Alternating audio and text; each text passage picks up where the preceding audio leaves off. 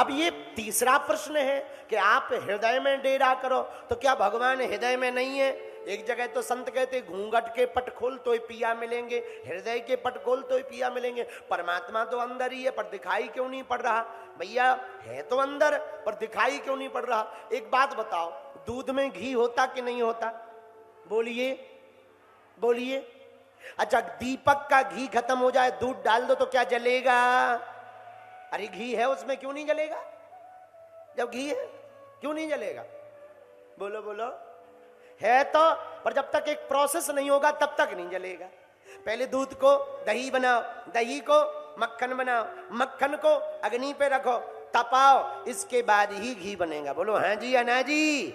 वैसे ही परमात्मा अंदर है, पहले इस परमात्मा जो अंदर बैठा हुआ है, संसार के व्यसनों से पहले संसार में मन के अंदर जो व्यसन भरे पड़े, काम क्रोध दंभ द्वेष ईर्षा झूठ पाखंड, इन सबको पहले दूर करो। दही बनने का प्रोसेस यही है। इसके बाद में संतों के साथ बैठ करके मंथन करो, उससे जो बातें निकले वो मक्खन है। उन बातों को फिर तपस्या से तपाओ, फिर जो मिलेगा वही घी हो जाएगा, वही परमात्मा हो जाएगा। रसो वैसा, ईश्वर रस स्वरूप है। कुछ पढ़े लिखे लड़के हमारे पास आते, ITI के, IIMs के, आप कहते भगवान है भगवान है भगवान। कहाँ है भगवान? हमने कहा फिर, बोले हम पढ़े लिखे लोग हैं, विज्ञान के स्टूडेंट हैं, साइंस के स्टूडेंट हैं, आपकी कोरी बातों को नहीं हम मानते, हम तो प्रैक्टिकल बात को मानते हैं। हमने कहा बेटा ये प्रैक्टिकल क्या है? बोले जब तक अनुभव ना कर ले तब तक मानते नहीं है। हमने कहा अच्छा। हमने कहा बेटा एक बात बताओ। बोले क्या? हमने कहा बेटा पॉइजन खाने से क्या होता है? बोले आदमी मर जाता है। हमने कहा बेटा तुमने कितनी बार खाया? बोले हमने खाया तो नहीं है। हमने कहा पर तुम तो बिना प्रैक्टिकल की बात ही नहीं मानते। बोले नहीं नहीं नहीं, खाया नहीं है पर किताबों में लिखा है, डॉक्टर ने बोला है। हमने कहा उसी प्रकार हमारे ग्रंथों में लिखा है, संतों ने बोला है। आपके मानने या ना मानने से भगवान पर कोई फर्क? अब भाई एक बात बताओ, कोई आदमी अमेरिका नहीं गया तो क्या अमेरिका नहीं है? बोलो बोलो बोलो। कोई आदमी अमेरिका नहीं गया तो क्या अमेरिका नहीं है?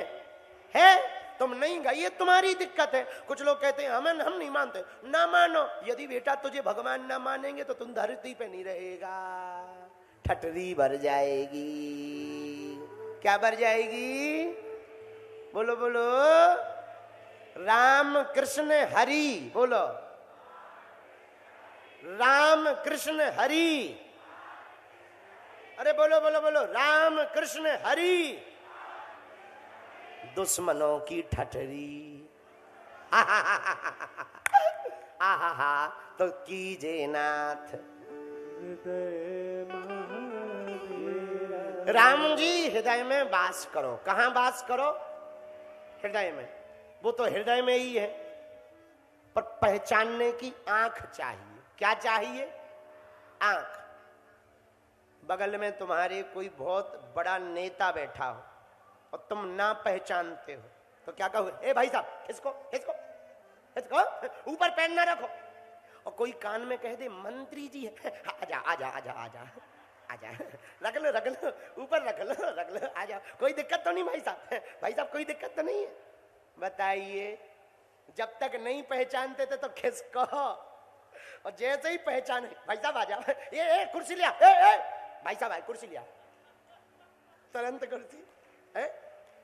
ऐसे ही परमात्मा है, जब तक पहचान में नहीं है तब तक खिसको, और जहां पहचान में आ जाएगा तो तुम भी मीरा की तरह बाबरी होकर के महलों से छोड़कर रोडों पर सड़कों पर संतों के बीच में घूमोगे, इसमें कोई संदेह नहीं। बोलो सीताराम, जोर से बोलो।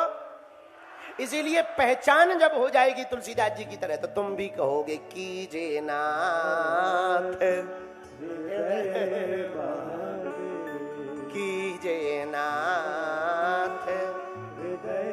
अब प्रश्न उठता, आप तो पढ़े लिखे हो, अब प्रश्न उठता कि आंखें पहचान क्यों नहीं कर पाती?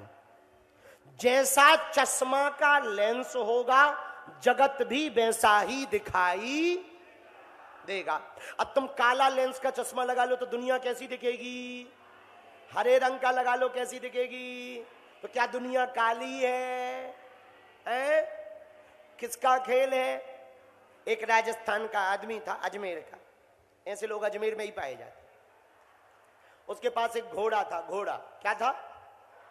घोड़े को आदत थी हरी घास खाने की। अब जून के महीना में हरी घास कहां से आए? बेचारा बड़ा परेशान। तो एक बाबा के पास गया, महाराज ऐसी ताबीज बना दो कि हमारा घोड़ा सूखी घास खाने लगे। बाबा बोले हम इंसानों की तो बनाते हैं, घोड़ों की नहीं बनाते, ऐसी कोई ताबीज नहीं बना। तो कोई उपाय, एक उपाय है। बोले क्या? बोले घोड़े के नाप का चश्मा बनवाओ, उसका लेंस हरा रखो, मुसीबत टल जाएगी। उसने घोड़े का नाप का चश्मा बनवाया, लेंस हरा रखा, घोड़े के सामने घास रखी। सूखी घास को घोड़े ने मना कर दिया, लेकिन जैसे ही चश्मा लगाया सूखी घास हरी नजर आने लगी। घोड़ा मन मन के खाने लगा। वो व्यक्ति 500 रुपया डिब्बा मिठाई का लेकर के महात्मा के पास आया। महाराज आपने तो मुसीबत हल कर दी, जय हो। महात्मा बोले ये हमारा कमाल नहीं है, चश्मा का कमाल है। लेंस बदला, दुनिया की देखने की दशा बदल गई। यथा दृष्टि तथा सृष्टि। तुम काममय दुनिया को देखोगे, दुनिया काममय दिखाई देगी। राममय दुनिया को देखोगे, दुनिया राममय दिखाई देगी। तो तुलसीदास जी की जब नजर से देखोगे तो तब तुम भी यही गाओगे, कीजे नाथ। बालाजी महाराज के कृपा पात्र बागेश्वर धाम पीठाधीश्वर परम पूज्य धीरेन्द्र कृष्ण शास्त्री जी महाराज का पावन संकल्प। मध्य प्रदेश में छतरपुर के ग्राम गढ़ा में बनेगा विश्व स्तरीय कैंसर अस्पताल एवं रिसर्च सेंटर, जिसकी आधारशिला देश के यशस्वी प्रधानमंत्री नरेंद्र मोदी जी के कर कमलों से रखी जा चुकी है। 200 करोड़ रुपए की लागत वाले 100 बेड के इस अस्पताल में गरीबों का होगा मुफ्त इलाज। ये बहुत बड़ा अवसर है, बहुत बड़ा काम है।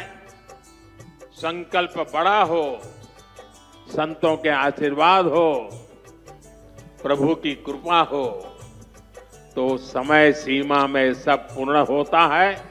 हमारे प्रियजनों, बागेश्वर धाम पूरे भारत के लोगों, अभी तक अस्पतालों में मंदिर थे, अब मंदिर में अस्पताल होगा। कैंसर हॉस्पिटल निर्माण हेतु सहयोग देकर पुण्य के भागी बने।